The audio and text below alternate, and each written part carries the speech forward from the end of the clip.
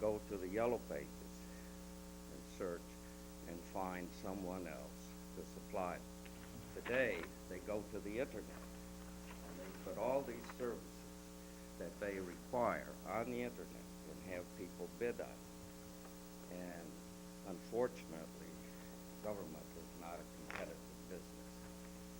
So we have to wind up in a crisis like we're confronted with at the moment. The crisis being when you ain't got the money, you cannot spend it. And that is exactly what you're confronted with today. My position is that the town employees and the departments receive excellent pay. They also receive excellent benefits. And today I have not heard of anyone say that there are any givebacks. And the fact is, the rest of the country is confronted with givebacks. The toughest unions, the automobile workers, the airline pilots, all of those have had to give back. Why? Because revenues had fallen. And so, gentlemen, I realize that you've got a very tough job. And I saw each of you speaking tonight, and I saw you agonize over the decisions. Mr. Reno was very passionate in not wanting to lay off any employees. And I understand that position. No one enjoys putting people out of work. But last month, there was 110,000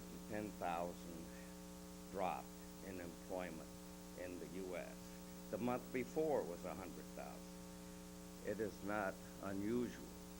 Today, I restate my position that you're going to have to get with the unions, and you're going to have to negotiate. And they're not going to be easy because they have benefits that they worked hard for and that they have perhaps had to strike for, and they're not going to give them up easily.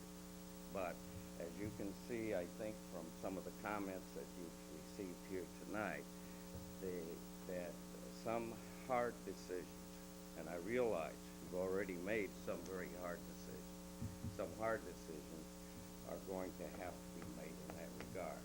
You're already adopted a 2.5% override. And I agree with Ms. Castro here that when at the Wednesday meeting that people were not allowed to speak. They were not allowed to give their opinion of the current economy and to make you aware that the economy is in a doldrums and it's not likely to improve over the next year or even 2 years. So yes, oil prices are going up. My energy bills are going up. So I don't know, Ms. Castro has presented a nice work list here, and I'm sure there are many others that can be found where expenses can be reduced. So thank you for the opportunity of addressing the group, and I do hope that I am not going to support a 2.5 override because I think that you have to face up to the hard decisions, and the 2.5 override is just too simple a solution. Thank you.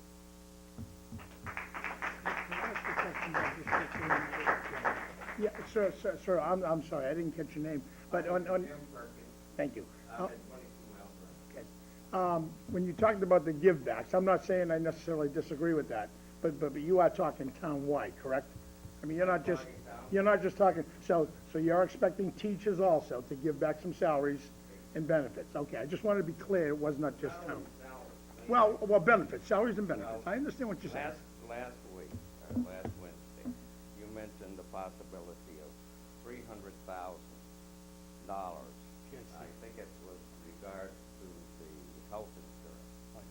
And I thought, now that is a respectable amount. Yeah. And you mentioned that it was the union that had to react on it.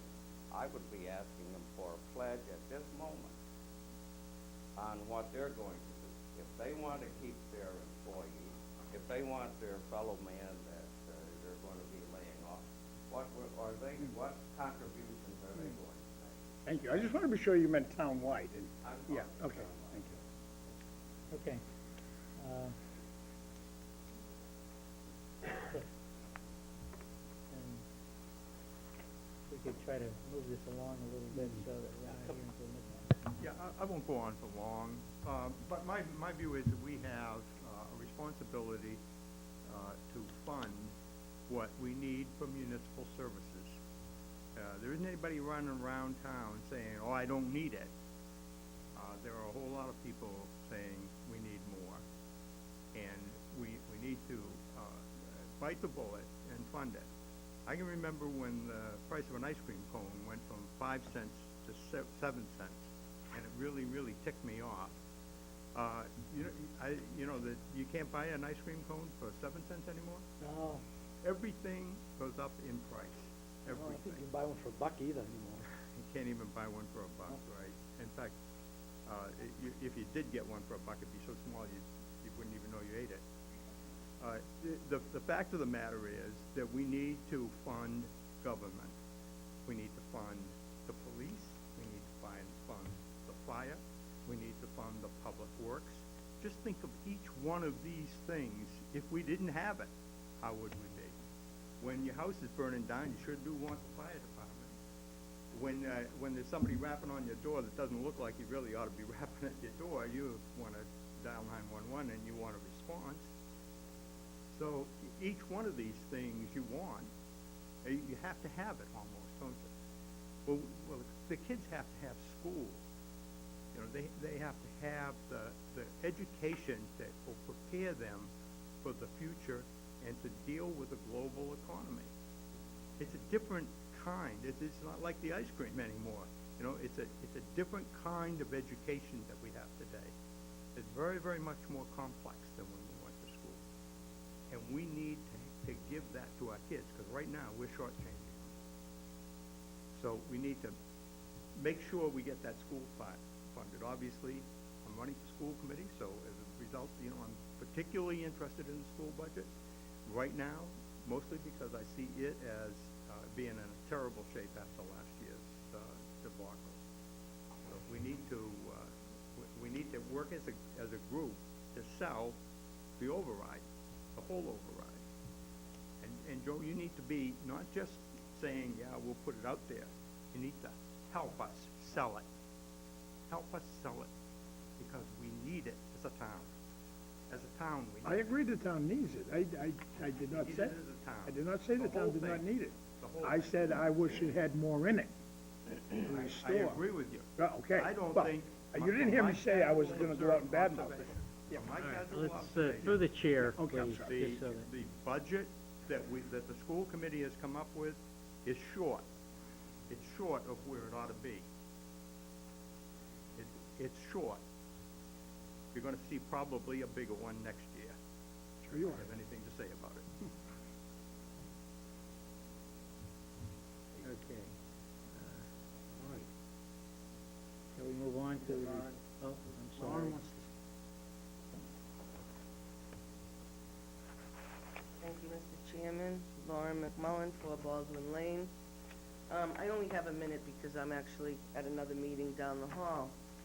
And I just want to make sure that the town realizes that we are in a bad predicament, and it's not just the schools. And I want to make sure that all the people out there, and I have children in school, and I love this town, and I want the town to hopefully get beyond financial crisis we've been in for quite some time, and 6 years on finance committee a while back, and I saw this coming, we all saw it coming.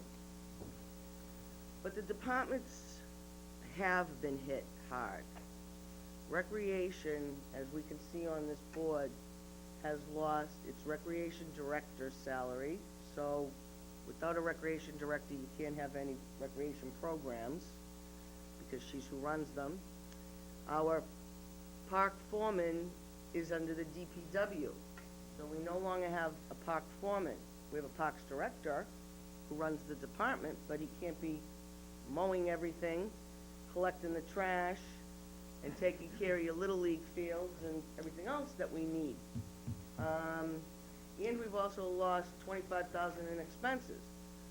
I don't know if we need seed this year, or if we need mulch or anything like that. Will we get by this year?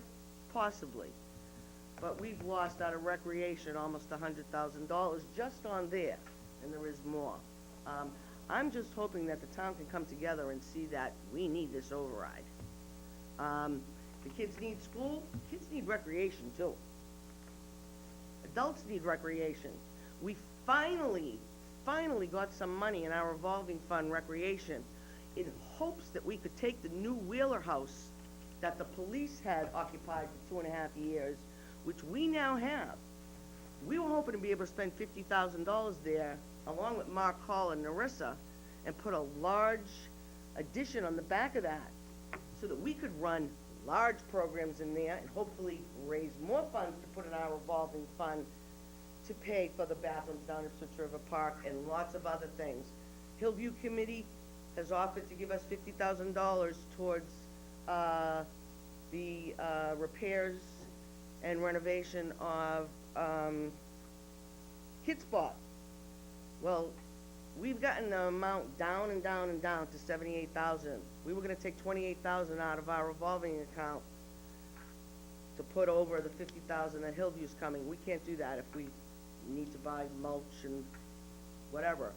We now, I don't know what we're gonna do, but anyway, there's a lot to this town, and I don't know what I don't know, someone just stood up, I believe Mr. Perkins, and said, we need a fire department, we need a police department. Well, your rec department's almost gone. So, I hope that everybody realizes that, and, I hope we can, get the money we need. Thank you. I gotta go back to my other meeting. All right. Thanks for coming. Okay. Are we prepared to move forward with, town administrator's report? Sure. Do we have someone else, or? Did we do the season, Rita's looking to speak. No? Come on, Rita. Just we wanted to make sure everybody did understand, if rec did get cut, we obviously would try to put the people back in, but we would do it by raising user fees. And our concern again on rec was it continues to hit the school people for user fees for the leagues. So it's another extra $1,000, $2,000 for your summer program for your leagues, that the parents are gonna have to pay, and they don't get a chance to write it off. So we would certainly support the override for it. And last week, it was great to see all those people. But one of the things that I had wanted to say is that I don't think it ever should come down to schools versus town, or town versus school. If we all can't get on the same page, that we're all the same people, then we're gonna keep putting in 5 new selectmen and 5 new school committee, and we're gonna continue to fight for the next 20 years. The 10 leaders in town, 12 leaders in town, whatever we have to get together, figure out the way to bring it in, and when we get the, people that volunteer, it can't just be for 3 months or 6 months, whatever, for the quick fix, because we've had this problem for the past 5 or 10 years. And some people felt that they thought, I just happen to have a loud voice, and last week, I wasn't yelling at the school people or the town people. I was saying if we don't work together, then we're gonna continue to be in this situation, and everybody's gonna continue to get cut. So we would certainly support the override. Thank you. Rita.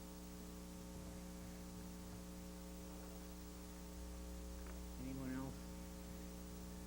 Okay. Town administrator's report?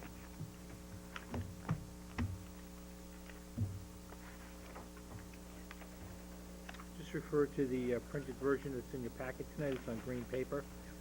First thing I'd like to do is save the best news for last, so I'm going to skip over number 1 and go right to number 2. The concerns the police and fire chief assessment centers. Tomorrow, our consultant will be in, and we will conduct an all-day session with candidates for police chief. We have 4 candidates that signed up for the promotional assessment center, and they will be put through a rigorous set of exercises tomorrow by our consultant and his panel of experts. And on Thursday, we'll convene the second assessment center, and that is for the fire chief position.